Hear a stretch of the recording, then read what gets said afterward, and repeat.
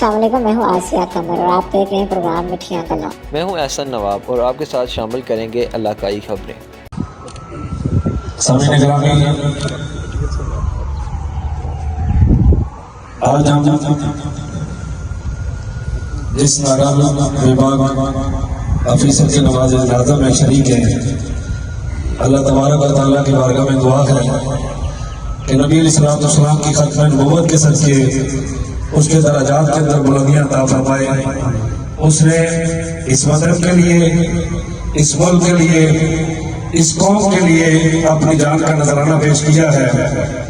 मैं एक ही बात करने के बाद अपनी गुफ्तगू को समेट रहा हूँ, वक्त बहुत कम है।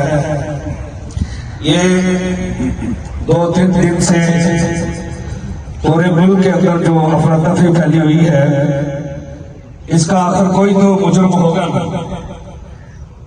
तो ये मुल्क के आजाद कश्मीर का नाहिल वजीर आजम है, इसकी कबीना कि जिसकी वजह से हमारे पुलिस के अफीसर और आवाम के दरमियान एक साजिश के जरिए ये जो माहौल बनाया गया, हम इसकी परजोर मजम्मत करते हैं।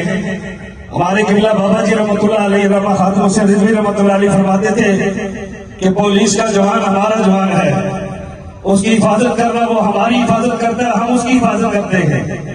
ये दिन रात हमारे लिए जागते हैं, ये दिन रात हमारे लिए पहरा देते हैं, ये दिन रात अपने घर बार को छोड़ के, अपनी ईदें, अपनी खुशियां छोड़ के हमारे लिए खड़े होते हैं। कोई आखिर इस मुल्क के अंदर 2 दिन से ऐसे पता चल रहा है कि हुकूमत नाम की कोई चीज ही नहीं है। वजीर आजम अगर इस मुल्क को नहीं चला सकता तो फौरन इस्तीफा पेश करे। हम रोज अपने जवानों की लाशें नहीं उठा सकते, हम रोज जो है इदारों के साथ आवाम को टकराते हुए नहीं देख सकते।